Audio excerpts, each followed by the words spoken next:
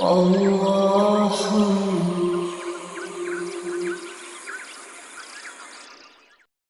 اعوذ باللہ من الشیطان الرجیم بسم اللہ الرحمن الرحیم۔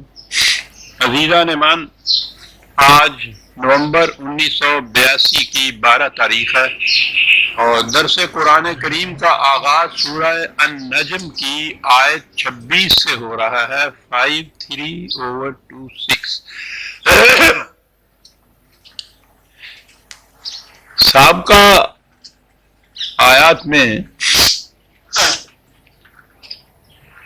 یہ قریش کا بالخصوص اور دنیا بھر کے بت پرست، توہم پرست، ان سب کی طرف تخاطب سے بالعموم ایک بڑی عظیم حقیقت تھی جس کی طرف ان کی توجہ دلائی گئی، اور اسے میں نے بڑی تفصیل سے، تشریح سے پچھلی دفعہ بیان کیا تھا۔ کہا یہ گیا تھا کہ ذرا سوچو تو صحیح، یہ پتھر کے ٹکڑے وہاں پہاڑوں میں پڑے تھے، ان کو پتھر ہی کہا جاتا تھا، تم نے ان کو تراشا، کچھ یوں ہی ذرا سے، کچھ نقش و نگار سے بنائے، اور اس کے بعد تم نے ان کو دیوتا کہنا شروع کر دیا، حالانکہ ان کی حقیقت اس پتھر سے زیادہ کچھ نہیں، وہ وہی ہے، حقیقت نہیں بدلی، تم نے نام اس کا رکھ لیا، کسی کا لات اور کسی کا منات اور کسی کا عزا، ان کا یہ نام نہیں تھا تو پتھر تھے، ان کا یہ نام ہٹا دو اس میں سے تو پتھر رہ جائیں گے۔ کہا کہ یہ بہت بڑا فریب جو چل رہا ہے انسانیت میں، وہ یہ ہے کہ اس شے کی وہ حقیقت نہیں ہوتی جو اس کا نام رکھ دیا جاتا ہے۔ پتھر کے ٹکڑے کا نام دیوتا رکھنے سے اس میں دیوتا کی کوئی قوت نہیں آ جاتی، وہ پتھر ہی ہوتا ہے۔ اسے آپ پھیلائیں گے اگر آپ، تو دیکھیں گے عجیب عجیب حقائق آپ پر منکشف ہوں گے۔ نام رکھ دینے سے فریب کتنا بڑا کھایا جاتا ہے۔ یہ جب نیا نیا ڈالڈا چلا ہے، کل کی بات ہے، ہمارے زمانے کی بات ہے، گھی ہوتا تھا ہمارے ہاں، یہ چلا ہے تو وزادار لوگ کھلے بندوں اسے خریدنے نہیں جاتے تھے بازار میں، چوری چھپے یہاں چھپا چھپا کے ضرورت ہوتی تھی تو ذرا سا چپکے سے لے کے آتے تھے، اس کا نام ڈالڈا ہوتا تھا۔ آہستہ آہستہ اس کا نام ڈالڈا کی جگہ گھی نام اس کا پڑ گیا، آج سب اسے گھی کہتے ہیں، کھلے بندوں خریدتے ہیں، کھلے بندوں یہ چلتا ہے، وہ گھی ہو گیا، وہی ڈالڈا گھی ہے۔ اب اندازہ لگائیے اس سے غلط فہمی کتنی پیدا ہوگی۔ کل کو آنے والی نسلوں میں سے کسی کو گھی کا تو پتہ نہیں ہوگا، گھی تو مفقود ہو رہا ہے، ہوگا ہی نہیں، کتابوں میں گھی کے خواص لکھے ہوئے ہوں گے، اس کے کھانے سے طاقت آتی ہے، ڈس انفیکٹنٹ بھی ہوتا ہے، مالش کی جاتی ہے، بچہ کو دیا جاتا ہے، گھی کے جتنے فوائد ہیں وہ سارے ہوں گے۔ یہ ڈالڈا وہ کھائے گا جس کا نام گھی ہے، دیتا ہے، وہ جتنی کمزوریاں پیدا ہو رہی ہیں آپ دیکھ رہے ہیں، کس نتیجے پہ وہ پہنچے گا؟ وہ یہی کہے گا نا کہ گھی کے متعلق یہ جو لکھا ہوا ہے پہلے لوگوں نے بالکل غلط لکھا ہے، گھی یہ کچھ نہیں کرتا، گھی تو یہ کچھ کرتا ہے۔ شاید اس وقت یہ کوئی بتانے والا بھی نہ ہو کہ یہ گھی نہیں ہے، یہ ڈالڈا ہے، ڈالڈا کا نام ہی ختم ہو جائے گا، آج ختم ہو چکا ہے، ڈالڈا ہی گھی بن گیا ہے۔ باطل کا نام بدل دینے سے آپ دیکھتے ہیں وہ حق کیسے بن جاتا ہے، اور یہی چیز آپ کے اسلام کے ساتھ ہوئی ہے۔ مروجہ مذہب کے جو انسانوں کا بنایا ہوا ہے، اس کا نام اسلام رکھ دیا گیا ہے۔ اسلام کیا کرتا ہے، کتنی عظمت ہے، اس نے کیا کر کے دکھایا تھا، ہماری نئی نسل جب اس کو پڑھتی ہے وہ کہتی ہے کہ یہ ہوئی معاذ اللہ افسانے ہیں جو لکھ دیے گئے ہیں، ہمارے سامنے ہے اسلام۔ ساری دنیا میں جتنی مسلمان قومیں ہیں جن کے ہاں یہ اسلام ہے وہ سب سے زیادہ ذلیل و خوار ہو رہی ہیں۔ یہ کہتے ہیں کہ اعلیٰ پہ پہنچ جائیں گے وہ اس لیے کہ اسی کا نام اسلام رکھ دیا ہم نے۔ ڈالڈا کو کی کہہ رہے ہیں؟ اسماء سمیتم ہوا، نام رکھ دیے تم نے، یہ غلط ہے۔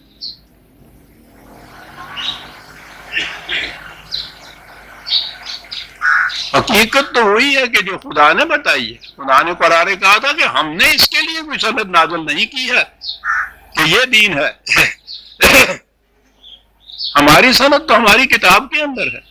اس لیے اصول یہ ہے کہ جو کچھ تو اللہ کی کتاب کے مطابق ہے وہ سچا ہے، وہ دین ہے، وہ حقیقی اصلی گھی ہے، یوں کہیے، اور جو اس کے خلاف ہے وہ غلط ہے، وہ باطل ہے۔ اصول ہے، تم جو جی میں ہے اس کا نام رکھ لو۔ پتھر کا نام دیوتا رکھنے سے وہ دیوتا نہیں بن جاتا۔ اس معیار اور اس اصول کے اوپر جس دن امت آ گئی، آپ دیکھیے گا کہ پھر سے دین کا احیاء ہوگا اور پھر سے اس کو وہی رفتیں اور ثروتیں حاصل ہو جائیں گی۔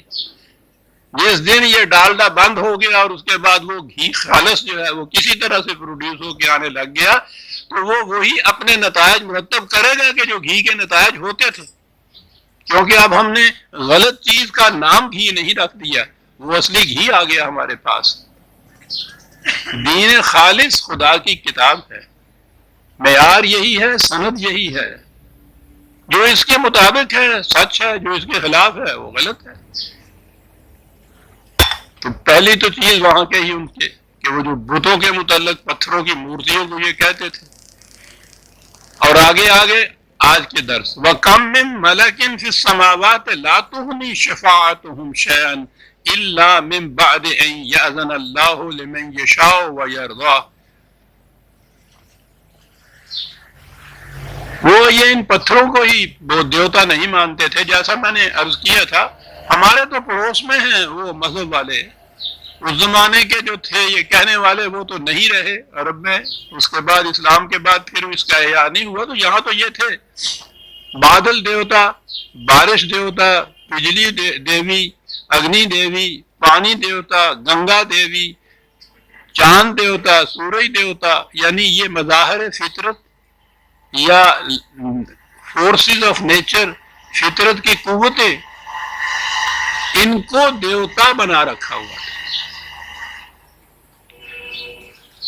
وہ انہیں اس ناموں سے نہیں پکارتے تھے، وہ کہتے تھے یہ ملائکہ ہیں، فرشتے ہیں۔ انہیں وہ فرشتوں کو بھی وہ خدا کی بیٹیاں کہتے تھے، اس لیے ان کو دیویاں ہی کہتے تھے، دیوتا نہیں کہتے تھے۔ وہ دیوی تو مؤنث ہوتی ہے نا۔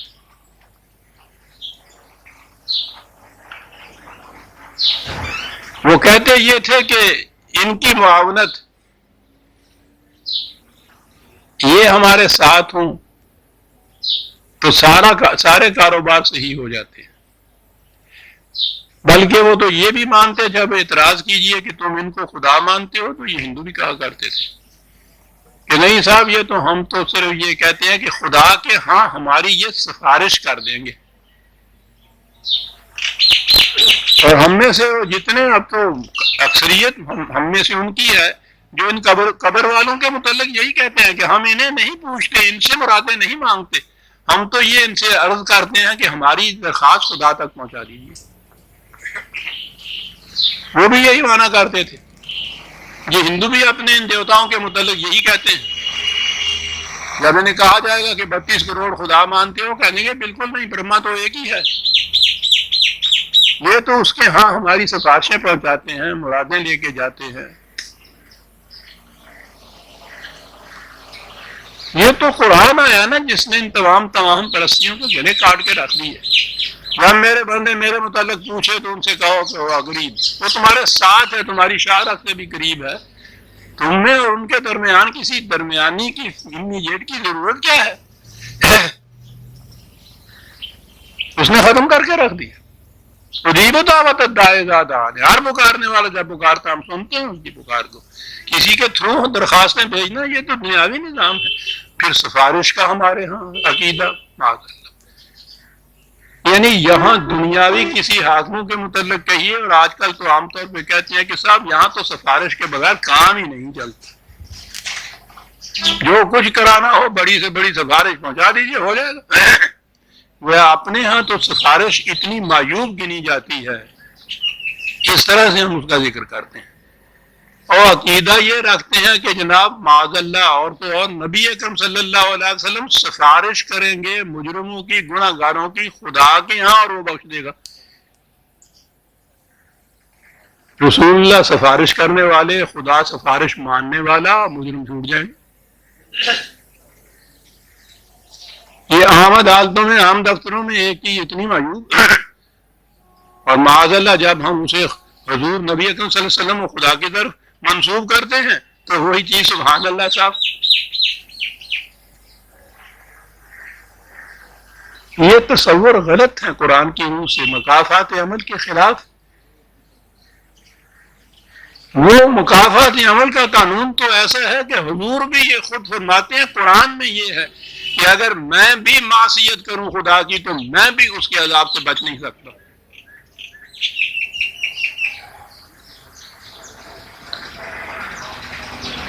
تو یہ آیت جو ہے اس کے متعلق بھی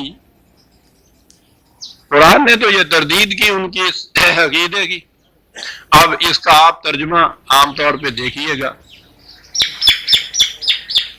کن راستوں کی طرف ڈال دیا جاتا ہے۔ کہا یہ جاتا ہے کہ نہیں، ان کی شفاعت ملائکہ کی کوئی کام نہیں دے سکتی، الا من بعد ان یاذن اللہ لمن یشاء ویرضی، لیکن اللہ جس کو اجازت دے دے گا سفارش کرنے کی، اس کی سفارش قبول کر لی جائے گی۔ لیجیے صاحب، تو بات تو وہی ہو گئی،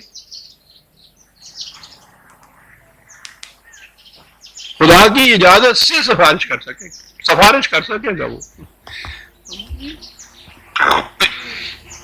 یہ موضوع بہت دفعہ آ چکے ہیں درس میں، زیادہ تفصیل میں جانے کی ضرورت نہیں ہے۔ قرآن کی تو بنیادی عقیدے کے خلاف ہے، بنیاد جس چیز پہ ہے مکافات عمل۔ قرآن تو کہتا ہے دل میں گزرنے والے خیالات پر بھی گرفت ہو، کسی کی سفارش، کوئی کفارہ، کوئی جرمانہ، کچھ نہیں وہاں کام دے سکتا۔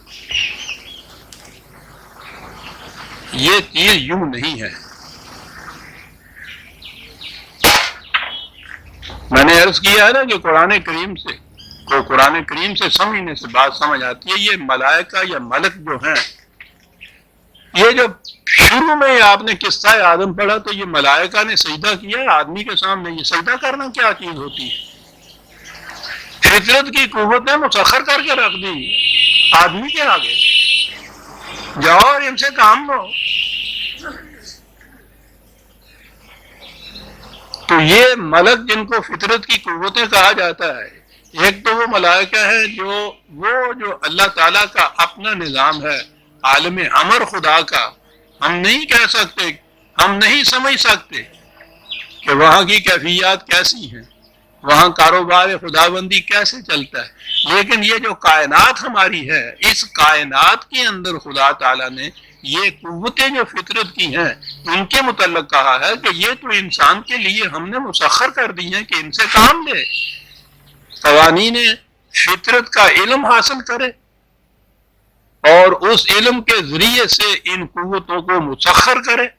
اب دیکھ لیجیے جو قومیں مسخر کر رہی ہیں وہ کہاں چلی جا رہی ہیں۔ ہم نے کیا مسخر کرنا ہے؟ میں نے گزارش کیا تھا کہ وہ ایک مضمون میں نے لکھ دیا، قرآن اور سائنس۔ قرآن کی آیات سے یہ میں نے کہا کہ وہ کتنا زور دیتا ہے علوم سائنس کے، اور سائنس کے معنی ہے یہ کائناتی قوتوں کی تسخیر، اور اس کے خلاف ایک پورے رسالے میں ہمارے خلاف لکھا گیا، کہا گیا ہے کہ یہ اس کی کتابیں ساری ضبط کر دو اور اس کے خلاف ایکشن لو، کہ یہ کہتا ہے کہ سائنس کے علوم جو ہے وہ قرآن میں ہے۔ آپ سوچئے تو صحیح، ہم کہاں وہ کہاں۔ کہاں قرآن نے یہ ہے کہ یہ شفاعت کے معنی کسی کی سفارش نہیں ہوتا۔ یہ شفا تو آپ نے روز سنا ہوگا، وہ کسی کے جو دیوار بر دیوار کوئی ساتھ ہوتا ہے کھڑا، اس کو کہتے ہیں کسی کے ساتھ کھڑا ہو جانا، کسی کی مدد کرنا، کسی کی سچی شہادت دے دینا، کسی کی معاونت کر دینا۔ کہا یہ ہے کہ یہ جو تم نے طریقہ اختیار کیا ہے کہ فطرت کی یہ قوتیں جو ہیں، یہ بارش، پانی، بادل، آگ، ہوا، ان کو دیوتا اور دیویاں مان کے ان کے سامنے ہاتھ جوڑ کے تم کھڑے ہو جاؤ گے تو اس طرح سے ان کی مدد نہیں ملے گی۔ ان کی مدد تو یہ ہے کہ قانون خداوندی کے مطابق جب ان کو تم مسخر کرو گے تو پھر ان کی معاونت تمہیں حاصل ہوگی۔ اذن کے معنی اجازت نہیں ہوتا، صرف اس کے معنی قانون خداوندی بھی۔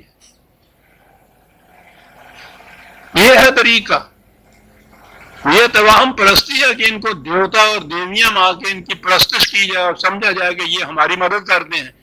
یہ یوں نہیں مدد کرتے، یہ مدد کریں گے جب ان کو تم کیپچر کر کے اپنے مسخر کر کے اپنے قابو میں لاؤ گے۔ دیکھتے ہو یہ بجلی کیسے مدد کر رہی ہے آپ کی، اور اب تو ایٹم کی مدد نے تو ایک تغیر کی دنیا بدل دی ہے ہمارے۔ کس طرح مدد کر رہی ہے وہ، ساری دنیا کانپ رہی ہے ایک ذرہ ایٹم سے جس کے قبضے میں وہ ہے، مسخر کیا ہوا ہے قانون خداوندی کے مطابق۔ کہا اس طرح سے ان سے کام لو گے تو یہ تمہاری مدد کریں گے، ان کے سامنے ہاتھ جوڑ کے کھڑے ہو جاؤ گے تو یہ تمہاری مدد نہیں کریں گے، ان کا یہ مقام ہی نہیں ہے کہ اس طرح سے مدد کریں۔ کہا یہ چیزیں وہ کرتے ہیں جو خدا پر ایمان نہیں رکھتے۔ ان الذین لا یؤمنون بالآخرۃ لا یسمون الملائکۃ تسمیۃ الانثی، یہ ان کو دیوتا بنا لینا یا دیویاں بنا لینا یہ صرف وہی لوگ کرتے ہیں کہ جو خدا پر، آخرت پر، مکافات عمل پر ایمان نہیں رکھتے، خدا کے اس قانون پر ایمان جو نہیں رکھتے ہیں وہ دیویاں اور دیوتا بناتے ہیں، توہم پرستیاں، سپرسٹیشن جن کو کہتے ہیں۔ اور آپ دیکھیے ہماری قوم تو ساری کی ساری قوم توہم پرستیوں کی جکڑ بندیوں میں جکڑے ہو چلی جا رہی ہے، قسم قسم کی توہم پرستیاں یہاں سے۔ ما لہم بہ من علم، بڑا دعویٰ ہے، علم کی بارگاہ میں آؤ گے تو ان کو اس کی دلیل اور سند نہیں مل سکے گی جو کچھ یہ توہم پرستیاں کرتے ہیں، دیویاں اور دیوتے اور قبروں میں جو دبے ہوئے مردے اور ان سے مدد کی درخواستیں، علم کی دنیا سے اس کی تائید نہیں ملے گی۔ یہ کیا چیز ہے؟ ان یتبعون الا الظن، ظن وہ ہوتا ہے جو حقیقت نہ ہو، ایک چیز ہے، اور آگے خود ہی واضح کر دیا کہ ان الظن لا یغنی من الحق شیئا، حق کے مقابلے میں جب ظن آئے گا، قیاس آئے گا تو وہ نہیں ٹھہر سکے گا، وہ کچھ فائدہ نہیں دے سکے گا۔ الحق خدا کی کتاب، جو کچھ ذہن انسانی کا تراشیدہ ہے وہ ظنی ہے، ظن جب حق کے مقابل میں آئے گا تو کچھ فائدہ نہیں دے گا۔ کوئی ظنی چیز جو حق کی تائید کرتی ہے کسی طرح سے، ٹھیک ہے وہ مان لی جائے گی کیونکہ وہ حق کے مطابق ہے۔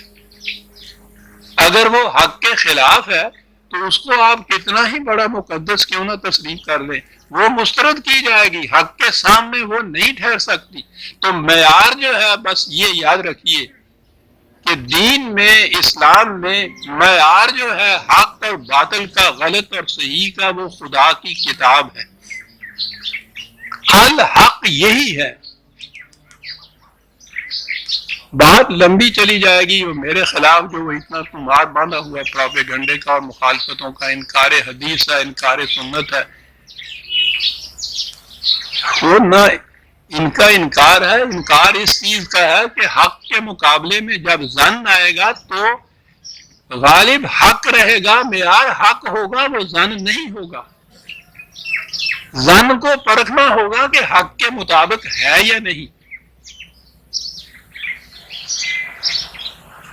حدیث کے متعلق میں نے کبھی درس میں یہ بات سے نہیں چھیڑی، اس کے ظنی ہونے کا تو ان میں سے ہر ایک کو خود اقرار ہے۔ کوئی حدیث بھی جب یہ بیان کرے، خواہ وہ بخاری اور مسلم کی بھی کیوں نہ ہو، تو شروع میں تو یہ چیز ہوتی ہے قال الرسول صلی اللہ علیہ وسلم رسول اللہ صلی اللہ علیہ وسلم نے فرمایا، آگے وہ حدیث کے الفاظ ہوتے ہیں اور آخر میں ہوتا ہے او کما قال رسول اللہ، یہ یا جیسے رسول اللہ نے کہا ہو، یعنی انہیں خود اس کے اوپر حق کی طرح یقین نہیں ہوتا کہ یہی رسول اللہ نے کہا تھا،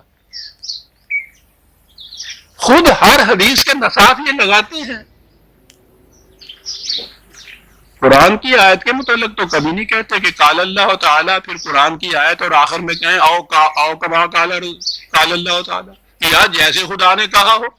یہ ہے حق، یقین کے ساتھ یہ کہنا کہ جب کہا کہ خدا نے یہ کہا ہے تو خدا نے کہا ہے یقینی طور پہ اوپر، کیونکہ کتاب میں ہے۔ اس کے باہر جو چیز ہے کسی کے متعلق بھی وہ اس یقین سے خود بھی نہیں کہتے او کما قال رسول اللہ۔ تو بات صاف ہو گئی کہ جس کو تم خود ظنی کہتے ہو، بھئی اس کے پرکھنے کا معیار یہ ہے خدا کی کتاب، سیدھی سی بات ہے۔ خدا خود یہ کہتا ہے کہ حق کے مقابلے میں ظن نہیں کام دیتا، مخالف اس کے جائے گا تو وہ ظن صحیح نہیں ہوگا، حق کے مطابق ہوگا، صحیح تسلیم کر لیا جائے گا، اس کے خلاف ہوگا ہم کہیں گے کہ یہ ظن ہے۔ حق اپنی جگہ پر اٹل ہے، غیر متبدل ہے، وہ نہیں اپنی جگہ سے ہل سکتا، اسے اس کے مطابق ہونا چاہیے۔ تو دنیا میں کوئی عقیدہ، کوئی انکشاف، کچھ بھی آئے عزیزان مان، قرآن ماننے والے کے لیے تو یہ فرض عائد اس پہ ہوتا ہے کہ وہ دیکھے کہ اگر وہ قرآن کی حقیقت کے مطابق ہے تو اسے وہ صحیح تسلیم کرے گا، اس کے خلاف ہے تو وہ کہے گا کہ نہیں میں نہیں ابھی مان سکتا۔ یہ ظن ہے، قرآن حق ہے، حق کے بالمقابل ظن نہیں کبھی آ سکتا، اس کے خلاف کبھی نہیں جا سکتا۔ یہ سب کچھ کہنے کے بعد کہا فَعَارِضْ عَمَّنْ تَوَلَّىٰ عَنْ ذِكْرِنَا وَلَمْ يُرِدْ إِلَّا الْحَيَاةَ الدُّنْيَا۔ کہا یہ ساری چیزیں جتنی بھی تمام پرستیاں اور یہ دیوی دیوتا اور یہ کچھ ماننا ہے، وہ اسی دنیا کی زندگی کو زندگی مان رہے ہیں کہ اس زندگی کے مفاد مقاصد حاصل کر لیے جائیں، کسی طریقے سے وہ حاصل ہو جائے۔ غلط طریقہ ہوگا تو یہ دیوی دیوتا اور یہ بخشانے والے، سفارشیں کرنے والے، شفاعت کرنے والے ہم کو چھڑا لیں گے۔ لیکن اگر یہ صحیح بات اگر یہ ہو کہ مفاد دنیا کے حاصل کرنے نہایت ضروری ہے، لیکن اسی طریقے کے مطابق کہ جو خدا نے تجویز کیا ہے، ان اقدار کے خلاف اگر یہ چیز جائے گی تو یہ مفاد دنیا جسے آپ کہتے ہیں یہ بھی جائز نہیں رہیں گے۔ کہا یہ وہ لوگ کرتے ہیں، اس لیے نبی اکرم صلی اللہ علیہ وسلم سے کہا کہ جن کی کیفیت یہ ہے کہ ان کا ایمان دھرم ہے ہی اس دنیا کا مفاد، اس کو وہ چھوڑنے کو تیار نہیں ہے، اب وہ کیسے حق کے اوپر آئیں گے؟ فَعَارِضْ عَمَّنْ تَوَلَّىٰ عَنْ ذِكْرِنَا، جو ہمارے اس کتاب سے، اس قرآن سے اعراض برتتا ہے، منہ موڑتا ہے، اس کو چھوڑ دو، اس سے اعراض برتو۔ لیکن یاد رکھیے دوسری جگہ قرآن نے کہا ہے اعراض برتو کہ یہ معنی نہیں ہے کہ اس تک پھر قرآن کی آواز بھی نہ پہنچے، قرآن کی آواز تو پہنچائے چلے جاؤ، تاکہ وہاں ہے کہ کوئی نفس اس لیے ہلاک نہ ہو جائے کہ اس تک خدا کی کتاب کی آواز نہیں پہنچی تھی۔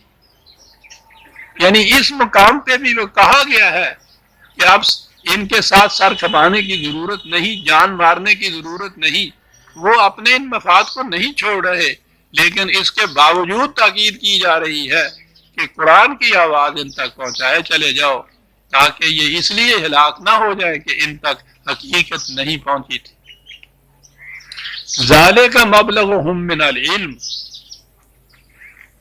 یہ ان کے علم کی کمی ہے۔ توہم پرستی یا سپرسٹیشن علم کی کمی کی وجہ سے ہوتا ہے، جہالت کی وجہ سے ہوتا ہے۔ کہا ان کے علم کی حد اتنی ہے اور اس سے آگے علم حاصل کرنا نہیں چاہتے، تو جب جہالت ہی علم بن جائے تو اسے اس جہالت کے پردوں سے نکالا کیسے جا سکتا ہے؟ چمگادڑ کو تو تاریکی راس آتی ہے، وہ تو صبح کے وقت دعا مانگتا ہوگا کہ سورج نہ چڑھے، روشنی میں وہ آنکھیں نہیں کھول سکتا۔ مبلغ علم اتنا ہے ان لوگوں کا کہ یہ جہالت میں ہی پرورش پا سکتے ہیں، علم حاصل نہیں کرنا چاہتے۔ ان ربک هو عالم بمن ضل عن سبیلہ وهو عالم بمن اہتدی۔ معیار جو ہے اس چیز کا کہ گمراہی پہ کون ہے اور صحیح ہدایت کے اوپر کون ہے، یہ خدا کا جو علم ہے اس کے مطابق طے ہوگا، یاد رکھو۔ کسی شخص کے اپنے عقیدے کے مطابق، اپنے مسلک کے مطابق، خواہ وہ کہے کہ یہ اسلاف سے چلا آ رہا ہے یا اس نے خود اختیار کیا ہے، یہ نہیں ہے کرائٹیرین یا معیار اس چیز کا کہ صحیح راستہ کون سا ہے اور غلط راستہ کون سا ہے۔ وہ تو خدا کا علم ہے جو اس نے کتاب میں دیا ہے، اس کے مطابق جانچا اور پرکھا جائے گا۔ اور بات یہ ساری کر کے کہا یہ کہ یہ سب کچھ ہم اس لیے کہہ رہے ہیں کہ انسان کا کوئی کام نتیجہ برآمد کیے بغیر نہ رہ جائے۔ وہ یہ ہے جی دین کا محض۔ یہ معاشرے کے اندر تو پہلی چیز تو یہ کہ معاشرہ معاشرتی قانون کے مطابق جس چیز کو خلاف قانون یا جرم قرار دے گا وہی غلط اور جرم قرار پائے گا نا۔ معاشرہ جس چیز کو جرم ہی نہ قرار دے گا وہ تو جرم قرار ہی نہیں پائے گا۔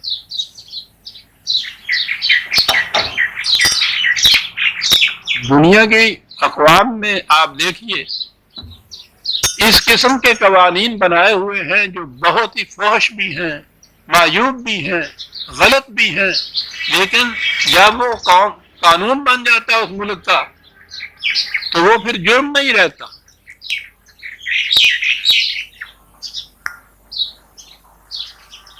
ہمارے ہاں بھی جو غلط چیزیں قانون بن جاتی ہیں وہ پھر جرم نہیں رہتی۔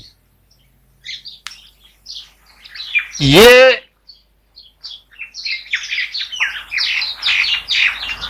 امپریکلی بیسیکلی حقیقت میں کون سی چیز خلاف ہے انسان کے اور کون سی اس کے مطابق ہے جس کو نیکی یا بدی آپ کہیں گے،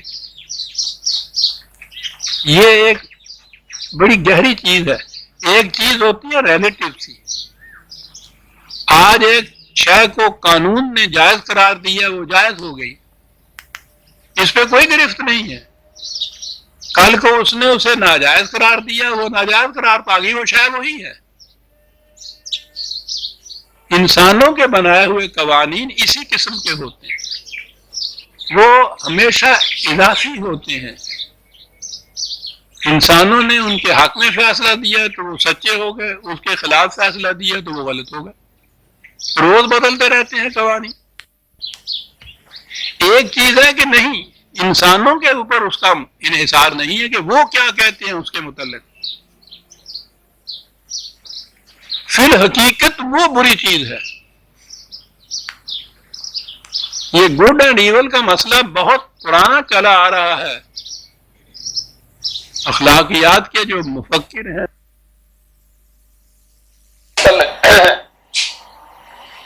کہ گڈ انٹرینیکلی یعنی فی الحقیقت گڈ کیا ہے اور فی الحقیقت ایول کیا ہے، معاشرتی قوانین نہیں ہے تو روز بدلتے ہیں۔ یہ چیز کہی کہ یہ صرف خدا بتا سکتا ہے کہ انسان کے حق میں، اب وہ گڈ اینڈ ایول کو چھوڑ دیجئے ان الفاظ کو، انسان کے حق میں منفعت بخش چیز کون سی ہے اور مضر کون سی ہے۔ مضر چیز کو آپ برائی کہہ لیجئے، شر کہہ لیجئے، اور جو چیز بھی انسانیت کے حق میں اس کی منفعت کے لیے خدا نے قرار دی ہے وہ ہے جسے خیر کہیے، جسے نیکی کہیے۔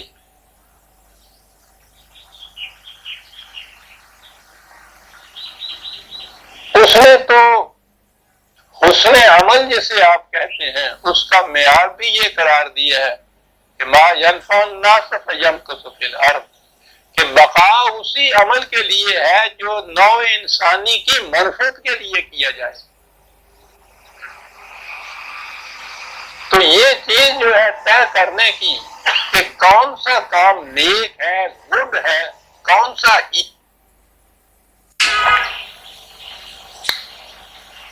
یہ انسانوں کے طے کرنے کا مسئلہ نہیں، کر ہی نہیں سکتی عقل انسانی اس کو، وہ بدلتی رہتی ہے حرام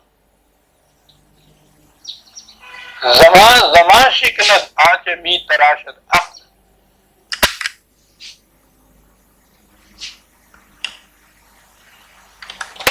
خود ہی ایک پارلیمنٹ آج ایک قانون بناتی ہے، اگلی سیٹنگ کے اندر اس سے بھی بلکہ پہلے اس کی امینڈمنٹ شروع ہو جاتی ہے، اس کے خلاف قانون بنتے ہیں۔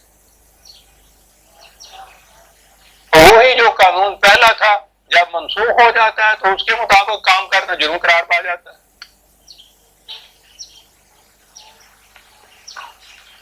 یہ کہ بنیادی طور پر فی الحقیقت جس سے یہی الفاظ اس کے لیے آ سکتے ہیں کہ فی الواقع کون سی چیز بری ہے، فی الواقع کون سی چیز اچھی ہے۔ یہ ہے عزیزان من جس کے لیے ایمان کی ضرورت ہے، جس کے لیے قرآن کی ضرورت ہے، جس کے لیے خدا کو ماننے کی ضرورت ہے۔ اس کے متعین کیے ہوئے بتائے ہوئے خیر کو خیر سمجھنا، اچھا نیکی کچھ بھی کہہ لیجئے، گڈ، اس کے شر قرار دیے ہوئے کو شر سمجھنا، برائی سمجھنا، گناہ سمجھنا، جرم سمجھنا، کچھ بھی کہہ لیجئے، ایول کہہ لیجئے، یہ ہے جس کے لیے خدا پر ایمان کی ضرورت ہے، یہ ہے جس کے لیے اس کی کتاب پر ایمان کی ضرورت ہے، کہ جس کو اس نے منفعت بخش یا خیر کہہ دیا ہے اس کے مطابق میں زندگی بسر کروں گا تو میرا بھلا ہوگا، انسانیت کا بھلا ہوگا۔ جسے اس نے شر کہہ دیا ہے اس کے مطابق کچھ نظام قائم ہوگا یا میں کچھ کروں گا، میری بھی تباہی ہوگی، انسانیت کی تباہی ہوگی۔ یہ ہے ایمان، یہ ہے ایمان کی ضرورت، یہ ہے خدا کی ضرورت، ورنہ خدا اس کا محتاج نہیں ہے کہ ہم اس کو خدا مانیں اور اس کی پرستش کرتے رہے تو وہ خدا بنا رہے، ہم یہ کرنا چھوڑ دیں تو وہ خدا ہی نہ رہے۔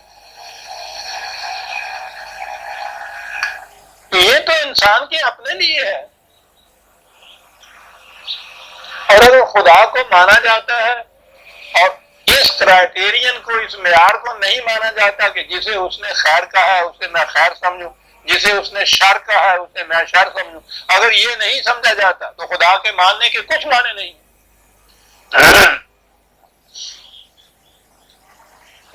یہ جو ہے نا دنیا میں خدا کے ماننے والے، نہ ماننے والے اعلانیہ تو شاید 1-8% بھی نہیں دنیا میں رہتے۔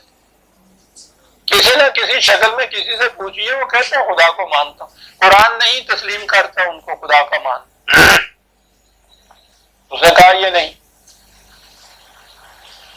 اگر وہ جس طرح سے تم نے مانا ہے اس کتاب کو اس طرح سے اگر وہ مانتے ہیں تو پھر سمجھو کہ وہ خدا پر ایمان لائے ہیں، ورنہ یہ کہہ جانا میں خدا کو مانتا ہوں کہ مانے کچھ نہیں ہے۔ مانتا ہوں کہ مانے یہ ہے کہ جسے اس نے خیر قرار دیا ہے اسے میں بہتری اور خیر اور نیکی سمجھتا ہوں، جسے اس نے شر قرار دیا ہے میں اسے شر اور معصیت سمجھتا ہوں۔ یہ ہے خدا پر ایمان، اور اس کے لیے ہی کتاب کی ضرورت ہے۔ کتاب چونکہ براہ راست نہیں اتری، ایک رسول نے ہمیں دی ہے، اس میں رسالت کی ضرورت۔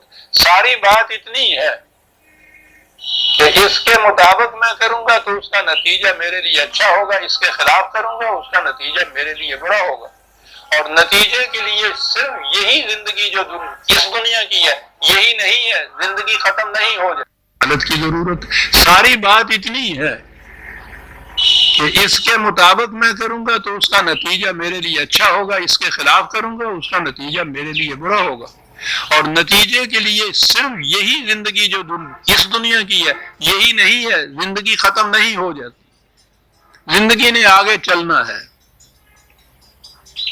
اس کے خلاف اگر میں نے کچھ کیا ہے اس کا نتیجہ اس زندگی میں ابھی سامنے نہیں آیا، کسی طرح سامنے آئے گا، زندگی تو ختم نہیں ہو رہی۔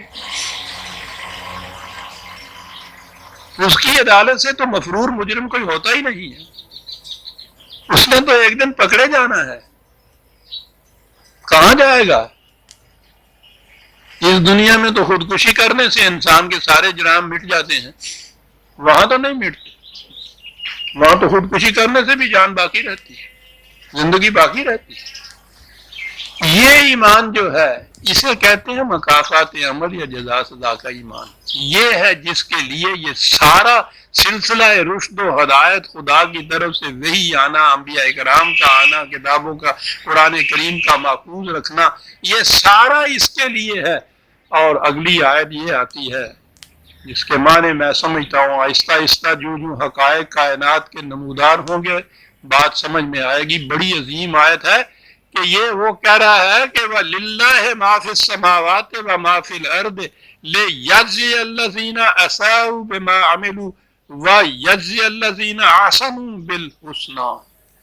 یہ سارا سلسلہ کائنات ارض و سما کا اس لیے سرگرم عمل ہے کہ کسی انسان کا کوئی عمل نتیجہ نکالے بغیر رہ نہ جائے۔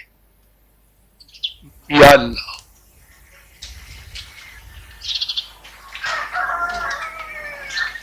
کہتے ہیں کہ خدا نے کائنات کو پیدا کیا تو اس کا مقصد کیا ہے؟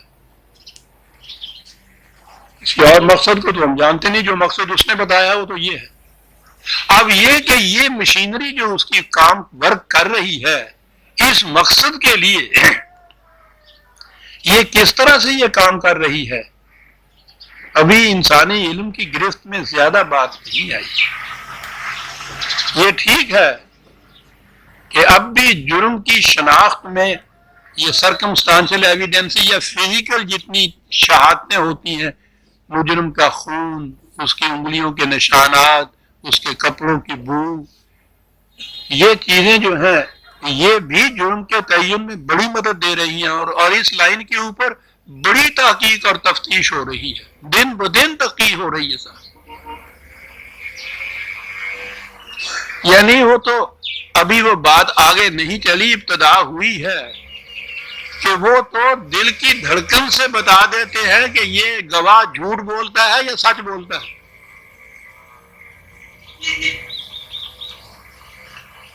میں یہ مثالیں دے رہا ہوں جو اس وقت تک ہمارے سامنے بات آئی ہے، ہم ابھی تک یہ پورے طور پر نہیں سمجھ پائے کہ یہ جو کہا گیا ہے کہ یہ خارجی کائنات کی مشینری اس لیے سرگرم عمل ہے کہ اچھا کام خیر کے مطابق کام کرنے والے کا نتیجہ خیر اس کو ہو، شر کے مطابق کام کرنے والے کا نتیجہ شر ہو۔ یہ ساری مشینری جتنی ہے کائنات کی وہ اس لیے سرگرم عمل ہے کہ کسی فرد کا کوئی عمل نتیجہ نکالے بغیر، مرتب کیے بغیر رہ نہ جائے۔ ہم نہیں کہہ سکتے ابھی، لیکن یہ جو چیزیں ہم کہہ رہے ہیں کہ زندگی آگے چلے گی، دل میں گزرنے والے خیالات جو ہیں وہ بھی اس اعمال نامے میں سامنے آئیں گے۔ وہ تو سمجھانے کی بات ہے نا کہ وہ سامنے آنا یا اعمال نامے میں لکھا ہوا ہونا، بات تو ساری یہ ہے کہ وہ دل میں گزرنے والے خیالات کے متعلق بھی کہتا ہے کہ وہ بھی نتیجہ خیز ہوتے ہیں۔ کیا مشینری ہے وہ جو ان چیزوں کو بھی اپنی گرفت میں لیتی ہے، کس طرح سے وہ نتیجے مرتب کرتی ہے، ہم نہیں جان سکتے۔ سر دست یہ بات نہیں ہے کہ انسان کے علم میں نہیں آئے گی، علم انسانی ترقی کرتا چلا جائے گا، یہ چیزیں بھی آتی چلی جائیں گی، لیکن یہ جو ایمان ہے کہ زندگی اس دنیا کی زندگی نہیں ہے، آگے بھی چلتی ہے، اور اس دنیا کے اندر بھی جو کام بھی انسان نے کیا ہے، بلکہ قرآن کی روح سے جو خیال بھی دل میں گزرا ہے وہ بھی اپنا نتیجہ اس کو دے گا اور بھگتنا پڑے گا۔ یہ ایمان ہے جس کے اوپر ساری عمارت اسلام کی استوار ہوتی ہے۔ یہی وہ ایمان ہے کہ جس کے سہارے جسے آپ اسلامی نظام کہتے ہیں وہ قائم ہوتا ہے، ان لوگوں کا قائم کردہ وہ ہوتا ہے جو خیر اور شر کا معیار خدا کی کتاب کو قرار دیتے ہیں، اور ان کا ایمان یہ ہوتا ہے کہ ہم جو کچھ کر رہے ہیں وہ تو ایک طرف، ہم جو کچھ سوچ رہے ہیں اس کا بھی نتیجہ خدا کی کتاب کے مطابق نکلے گا، اب نہیں نکلے گا، مرنے کے بعد نکلے گا۔ یہ وہ لوگ ہیں کہ جن کے ہاتھوں سے نظام قائم جب ہوتا ہے تو وہ پھر انسانیت کے لیے خیر ہی خیر بنتا ہے۔ تو یہ جو میں نے عرض کیا ہے کہ قرآن نے کہا یہ ہے کہ یہ ارض و سما کی مشینری جو سرگرم عمل ہے وہ اس لیے ہے کہ ہر عمل خیر کا نتیجہ خیر مرتب ہو، ہر عمل شر کا نتیجہ شر مرتب ہو۔ تو اتنی بڑی مشینری جب اس کام کے لیے متعین کی گئی ہے تو کون سی چیز ہے جو اس کی گرفت سے باہر رہ جائے گی؟ یہ ہے ایمان، مکافات عمل۔ اب یہ کہا کہ اس سے خیال پیدا ہوگا کہ پھر انسان بالکل معصوم انسان ہی کوئی ہوگا کہ جو جسے ہم کہتے ہیں جنت میں جائے گا کہ جس نے کبھی کوئی گناہ ہی نہ کیا ہو۔ کہا یہ بات نہیں ہے۔ ہم جانتے ہیں انسان کو، ہم نے اسے پیدا کیا ہے، ہم یہ بھی جانتے ہیں کہ اس سے لغزشیں ہو سکتی ہیں۔ آپ کو معلوم ہے کہ جو اس نے معیار مقرر کیا ہوا ہے وہ وزن کرنے کا،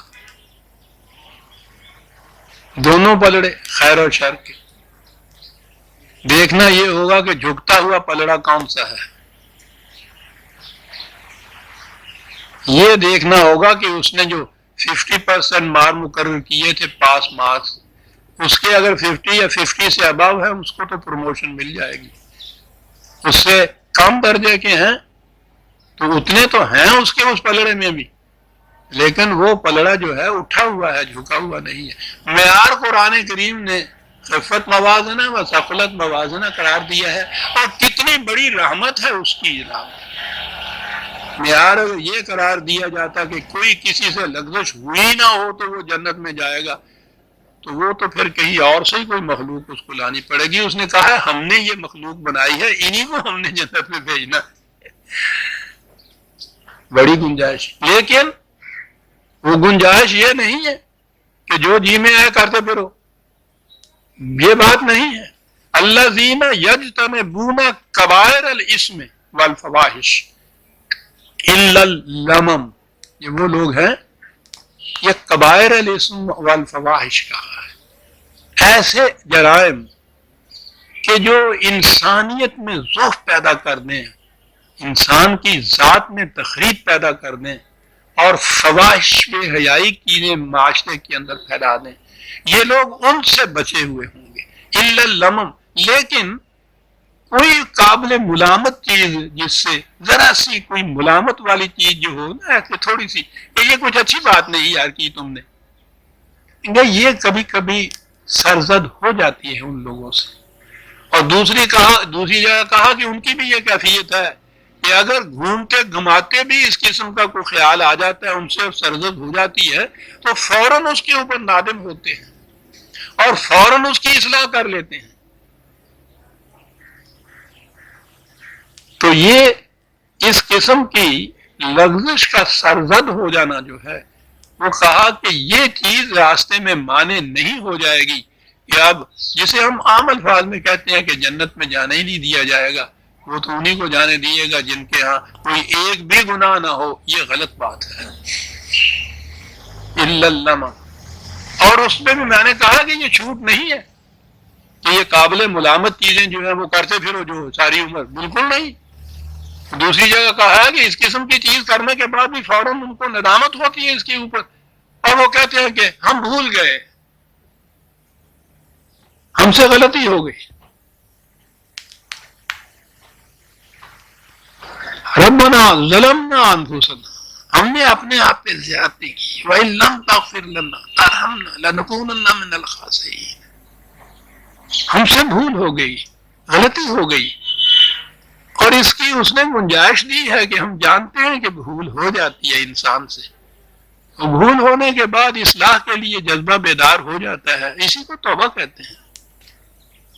اور اس نے بتایا ہے کہ یاد رکھو، یا اللہ میری توبہ یہ توبہ نہیں ہے،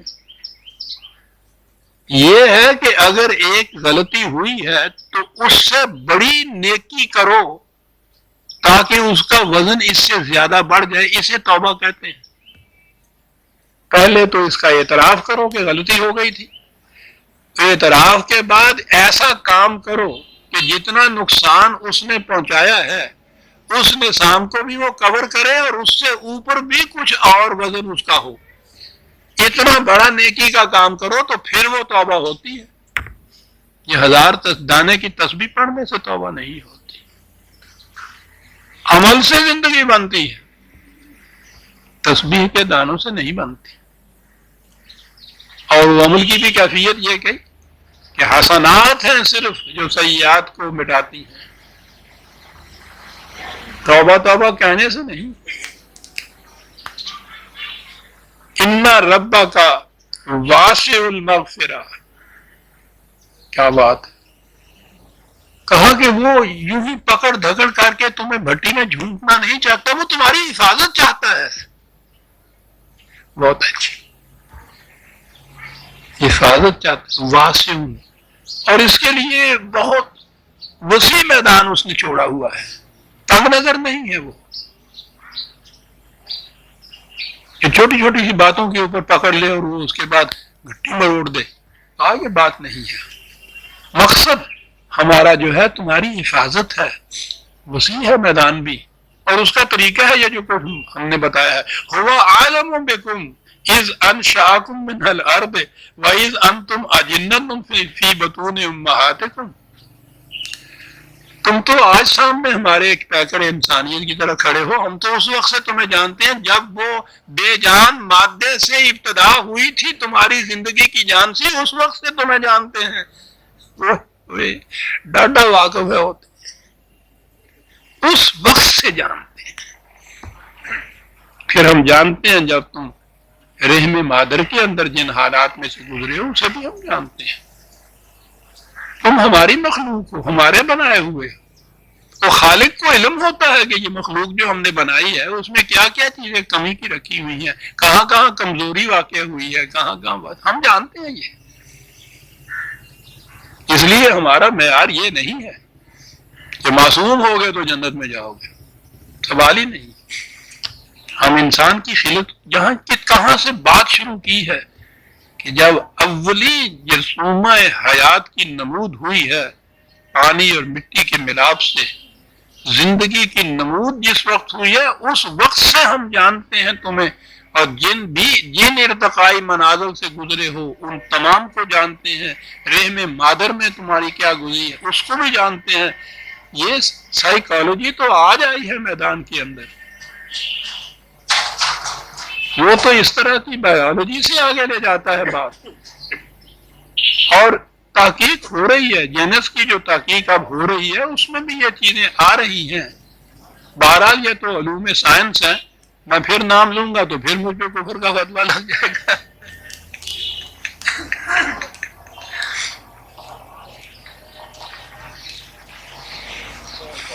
بڑی ترقی کر رہی ہے یہ قوم، ایک بہت بڑا محقق ہے وہاں، بہت اچھا قرآن کے اوپر کام کر رہا ہے، ریسرچ کر رہا ہے۔ ایک دوست ہے اس کی کتاب چھاپ گئی ہوئی ہے وکالے، اس نے یہ کہا کہ یہ اتنا بڑا شخص قرآن کا معترف بھی ہے، سب کچھ ہی جان رہا ہے، تو یہ مسلمان کیوں نہیں ہو جاتا؟ میں نے کہا بابا خیر مناؤ ابھی چند دن اس کو، اس طرح سے جو کچھ بھی وہ کہہ رہا ہے قرآن کے متعلق اس پہ کفر کا فتویٰ نہیں لگ رہا کہ وہ تو کافر ہے ہی۔ وہ اس نے اگر مسلمان ہو کے یہ کچھ کہا تو ایک دن میں کفر کا فتویٰ ہو جائے گا، پھر وہ مرتد قرار پائے گا، اس لیے اتنی جلدی منا۔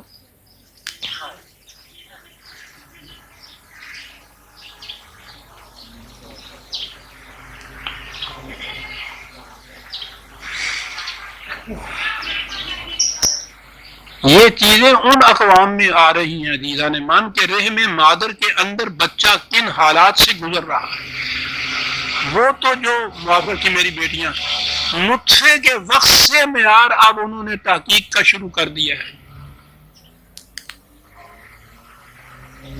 کیا کیا چیزیں آتی ہیں، شکل و صورت ہی نہیں مانتی، بیہیویئر بھی مانتا ہے، اس سے کیریکٹر کی بنیادیں مانتی ہیں اس سے۔ یہ تو وہ لوگ جانتے ہیں کہ جو قرآن نے کہا ہے کہ اس دور سے، اس وقت سے جب زندگی کی اولی نمود ہوئی اور وہاں سے تم نے مختلف ارتقاء منارے طے کی، رحم مادر میں آئے، پھر بچپن کی حیثیت سے آئے، ہم جانتے ہیں کہ تمہاری ترکیب میں کیا کیا چیزیں ہیں۔ یہ علوم ان لوگوں کے ہیں، وہ وہاں سے چلے ہوئے ہیں۔ اور جیسا کہ میں نے ابھی عرض کیا، غنیمت تھا کہ ابھی وہ جلدی نہیں کر رہے، جیسا میں نے ابھی عرض کیا تھا کہ اس کو چند دن کے لیے اور تحقیق کر لینے دو۔ کیا کہتا ہے وہ ناطق؟ کیوں مرے جاتے ہو ناطق؟ ابھی جلدی کیا ہے؟ تم نے ہونا ہو تو کھا پی کے مسلمان ہونا۔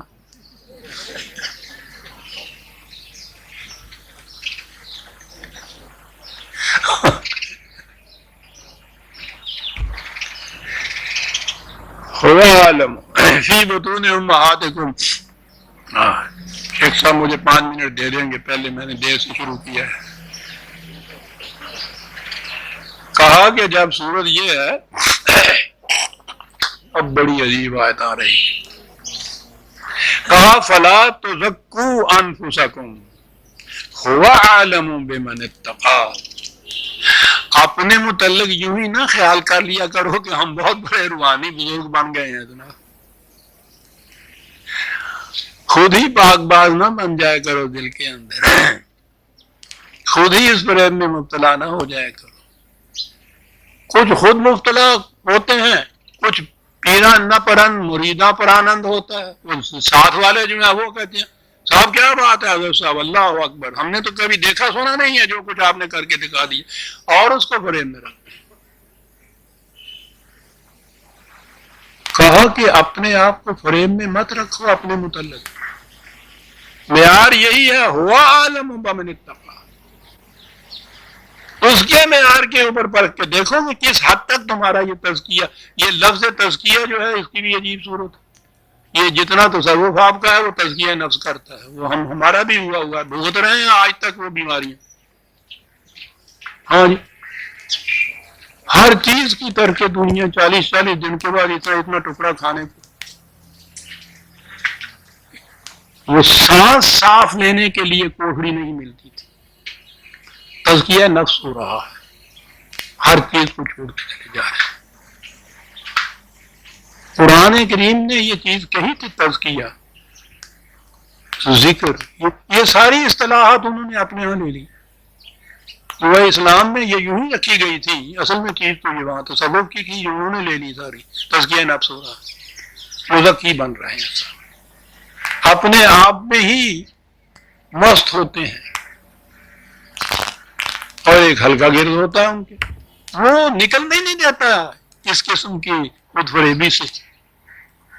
یہ بڑا برا جال ہوتا ہے، ہم تو پھنسے ہوئے تھے۔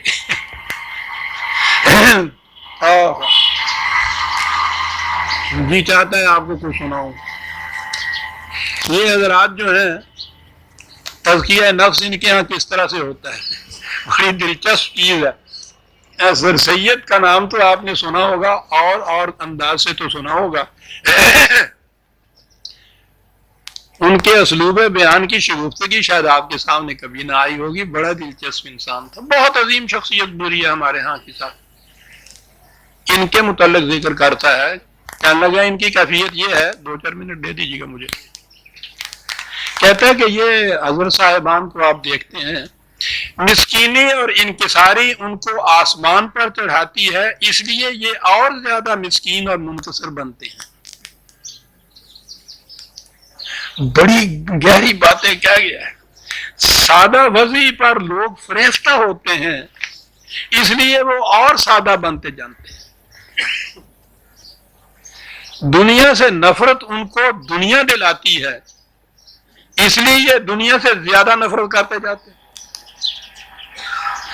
بے طمعی محنت کے بغیر حاجت سے بڑھ کر درہم و دینار دلاتی ہے، اس لیے وہ زیادہ بے طمع ہوتے جاتے ہیں۔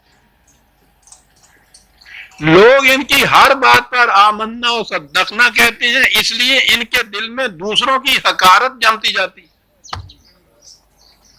برائی اور بھلائی، دوزخ اور بہشت، کفر و ایمان کی کنجی وہ اپنے ہاتھ میں سمجھتے ہیں، کسی کو کافر بناتے ہیں اور کسی کو مرتد، کسی کو جہنم دیتے ہیں اور کسی کو جنت، کبھی خازن جنت ہیں کبھی مالک جہنم.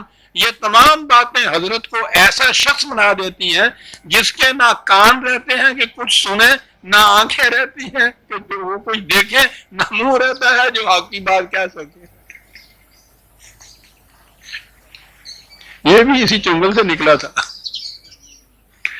خود اپنے متعلق یہ طے نہ کر لو کہ میں بہت مزکی اور روحانی بن گیا، بڑا بزرگ بن گیا، صاحب بڑا نیک بن گیا. بالکل نہیں عزیزان. وہ تو نبی اکرم صلی اللہ علیہ وسلم کائنات کی آنکھ نے جن سے بزرگ ترین ہستی نہیں دیکھی، وہ کہتے ہیں کہ اگر میں بھی خلاف ورزی کروں خدا کے عذاب کی تو میں بھی اس کے عذاب میں محفوظ ہو جاؤں گا.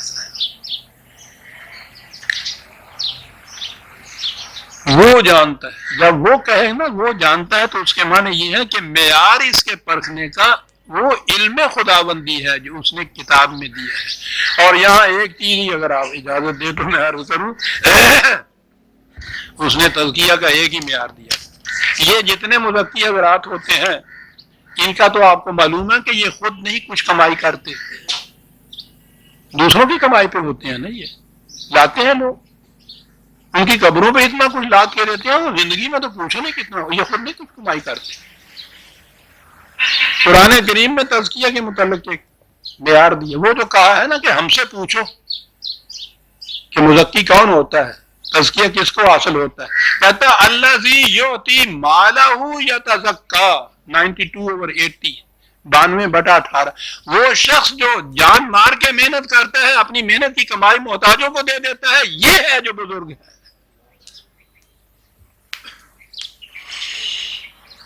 معیار جو کہا ہم سے پوچھو، یہ کیوں پوچھے؟ کہتا یہ ہے. یہ ایک قدم بتایا اس نے. مزکی بننا ہے تو پہلے بات یہ ہے اپنے لیے اتنا ہی رکھو، محنت کرو، اور اپنی محنت کی کمائی جو ہے وہ دو دوسروں کو محتاجی کے لیے. یہ ہے قدم اول تزکیہ کا. اس سے ہوتا ہے. کوئی حضرت صاحب آپ نے دیکھا ہے کہ کمائی کر رہے ہوں، کمائی کر کے دوسروں کو دے رہے ہیں، دوسرے کمائی کرتے ہیں ان کے لیے اور لا کے ڈھیر کرتے ہیں. سر تو قرآن نے تو یہ کہا تھا سر هو عالم بمن اتقى. سورہ النجم کی آیت 32 تک آ گئے ہم عزیزان من. 33ویں آیت سے آئندہ لیں گے. ربنا تقبل منا انک انت السمیع العلیم. شکریہ.